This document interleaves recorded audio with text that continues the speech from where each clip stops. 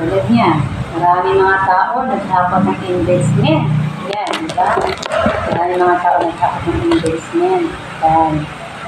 So, ayan. Ayan. Ano ba? Tax fund na ata. So, maraming mga tao naghapak ng investment. Pero, ang ginagawa naman sa mga tao na hirap pa sila sa ating presidente, again, sila sa mga taong walang utang na loob at walang kahihiyan. Diba? So, pero meron magdagi pa ang nagtutulungan at abot kamay ang kanilang pagtulong sa kapwang Pilipino natin.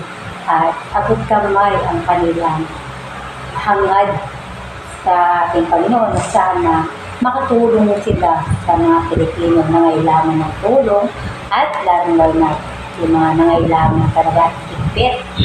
Diba? Lalo yung mga iba dyan na gustong ipaasin sa yung kanilang lugar. So, binibigyan.